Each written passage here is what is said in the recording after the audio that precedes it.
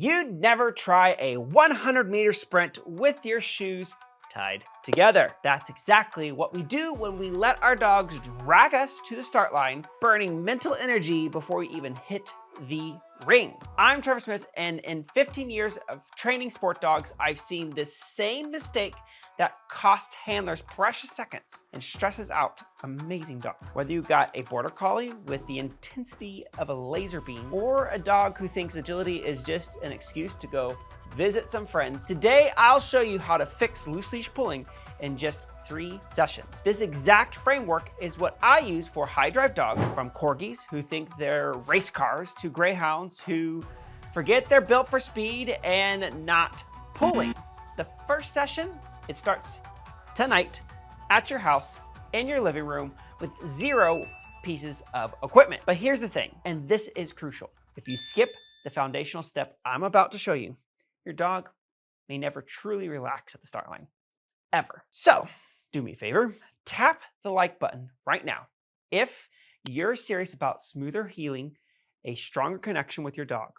It tells YouTube you're here for the long haul, and it helps me reach more handlers who are just like you, who need this. So let's jump in. Your dog isn't being bad. They're not ignoring you, and they're definitely not trying to be dominant. Let's go ahead and just throw that mindset out the window. They're actually incredibly focused, just at the moment, not on you. Here's what's really happening in your dog's brain. Sport dogs build mental course maps before they even see the equipment. The moment you grab that leash, their arousal starts climbing higher and higher and higher. Their heart rate spikes, their focus narrows. Now, add in a tight lead that telegraphs your own tension, your own stress, your own heartbeat, your forward lean as you brace against their pull, a sprinting posture that mirrors their excitement, and you've basically given the green light to launch out of all that excitement. Think of it this way. A calm heel exists before the agility run, not during it. You can't fix ring nerves at the start line. You fix them in the parking lot, at home, and during every single walk, and you're leading up all the way to the ring gate. In essence, calm walking equals ring success. And that transformation starts with session 1, which I'm about to show you.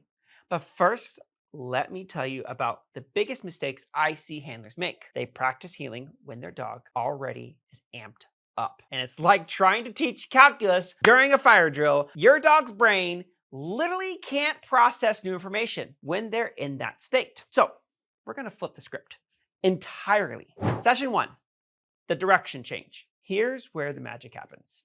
And I want you to try this tonight. Seriously, tonight, at home. And if you want to, just go ahead and grab some treats right now. We can do it together, because this one technique changes everything. What you're gonna do is you're gonna start walking. And then every time that leash tightens, and I mean, the second you feel pressure, you pivot 180 degrees and you turn into your dog. Notice, I'm not yanking.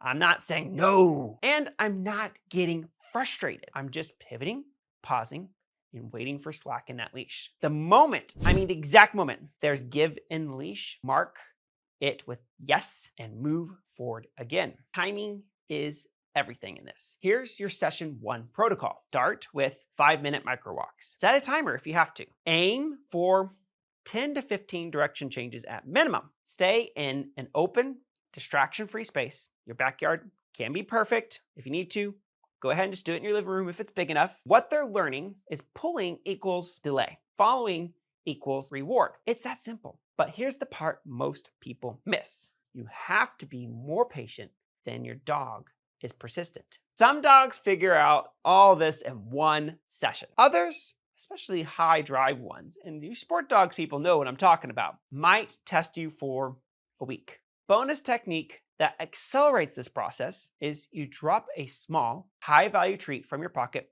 just behind your hip as you turn. Not in front of them, behind your hip. This builds engagement for your body and teaches them that the most interesting stuff happens when they're following you, not leading you. This is incredibly important also, and something I had to learn when training my dogs, particularly my Border Collies, because I kept constantly rewarding them in front of me. And I needed to teach them to get rewarded at my side or just slightly behind me. So when I was running and running and running, sometimes I'd stop and reward my dog right in front of me, and that gets my dog to curl in and turn towards me and get into the front of my body, which is what exactly we do not want. So I had to learn really hard to reward at my side or throw the toy or throw the food right behind me. Pro tip, use your dog's actual kibble for this. Save the good stuff when they're in perfect position. Which brings me to session 2, strategic reward zones. Now that your dog is following you, instead of dragging you all over the place,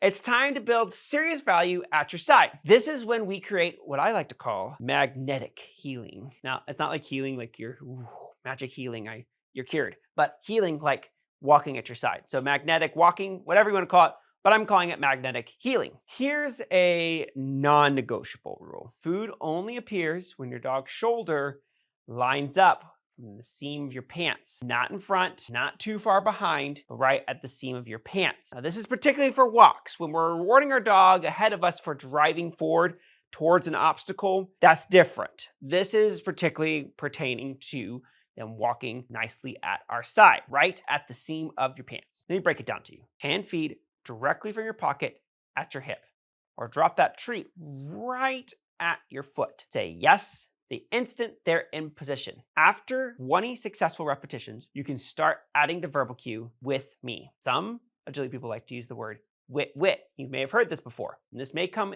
into play in future videos here on the Doggie Dojo. This isn't just teaching a position, you're literally shaping muscle memory with your dog. Dogs start to auto-load into the heel position without any pressure from you. Here's the game changer. Use your dog's meal kibble for training walks for constant and high volume reinforcement, and make your pockets a vending machine that only works when your dog is in that right zone. I want you to think of yourself as a mobile treat dispenser, but one with very specific rules. Just like, you have to put the money in and you have to press the button of what you want, and you want to make sure if it's like one of those vending machines with all those snacks that you click in the right number and not the wrong number. Very specific rules. Your dogs learn that good things flow from your hip when they're in that sweet spot. Consistency creates habits. Now, some of you are probably thinking, but my dog really isn't food motivated. Let me tell you something.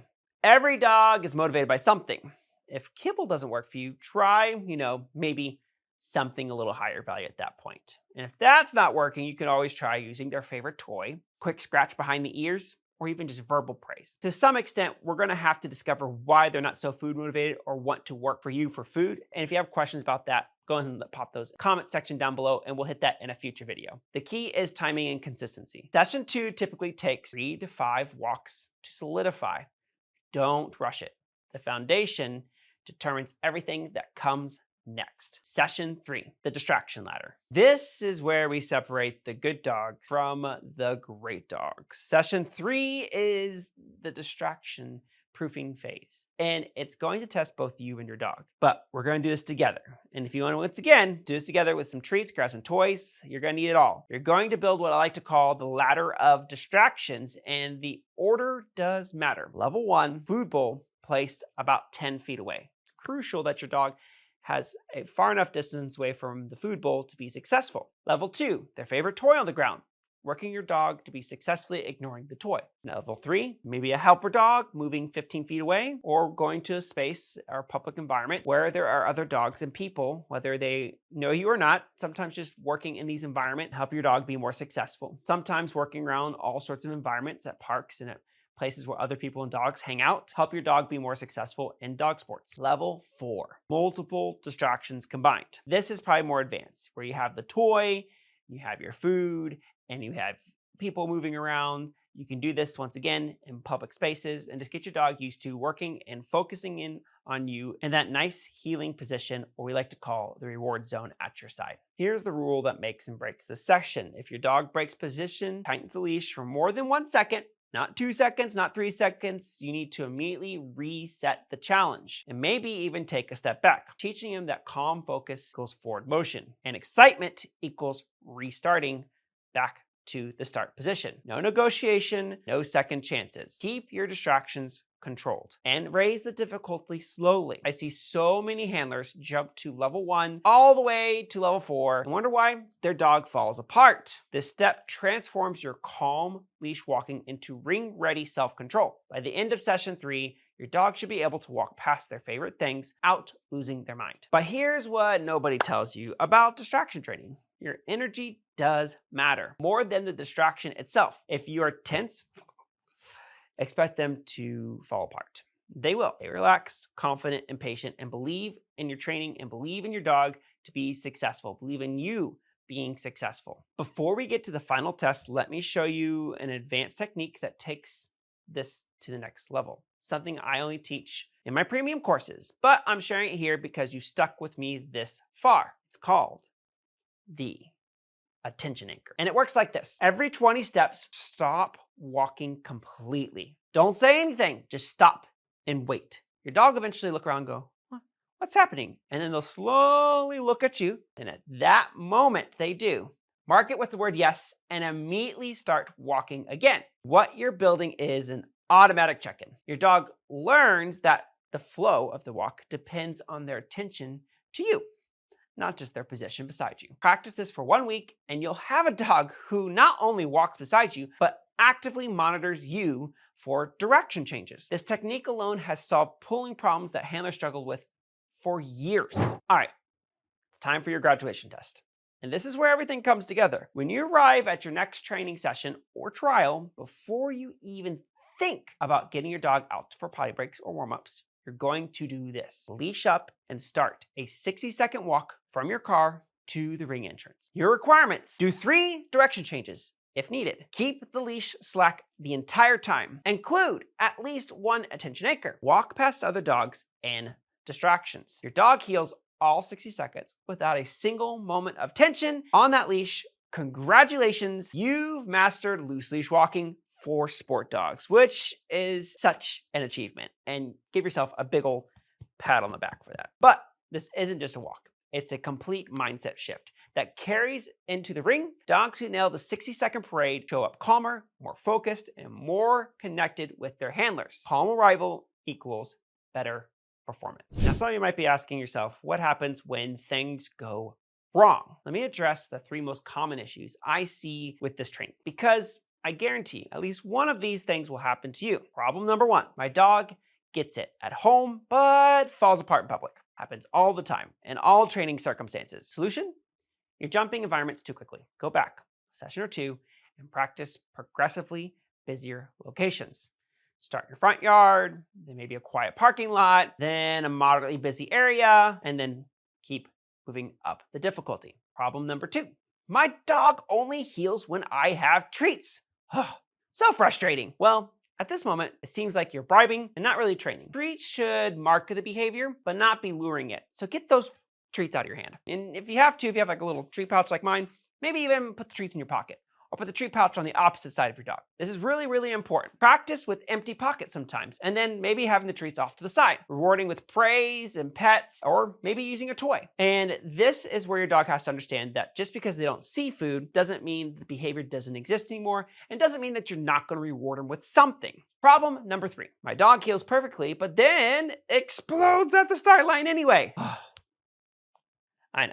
This is actually a different issue. Start line anxiety versus loose leash walking. You need to address the emotional state, not just the physical behavior. Emotion first, behavior second. For this, you're gonna wanna subscribe to the channel. And I'm gonna make sure to link some other resources down in the description, because a dog who can't settle down won't settle on leash either. And this is where crate games come in. And I'm gonna actually put a video up right now that you guys can check out, where we discover and we talk about crate games and how to start utilizing this for more calm protocols in your dog's life. And if there are any other problems that you're struggling with and you're not really getting it, and you want to just kind of talk with somebody about this, I'm here for you. Check out my one-on-one strategy session that you guys can book down below. It's completely for free. And we can get together and we can work out any problems that you're having on this particular behavior or any other behaviors for obedience, tricks, dock diving, dog agility, and more. Still working through some basics? That's totally normal. Some dogs need more time, especially really driven breeds. Take 1 step at a time, and I'm here for you. And if you have any questions, put them down in the comment section down below. This video addresses the emotional foundation that makes all of the physical training possible. But before you go, I want to hear from you. Comment below what your dog's breed is, their biggest leash struggle, and which session you're starting out with tonight. I read every single comment, and your feedback helps me create better, more targeted content for this community. And if this video helped you and your dog, hit that subscribe button and ring that bell notification. I post new sport dog training content every Monday and Wednesday, and you don't want to miss what's coming next. Just want to say thank you for investing in your dog's training. The bond you're building through this work goes way beyond agility. It's creating a partnership that will serve you both for years to come. Thanks for joining us, and see you in the next one.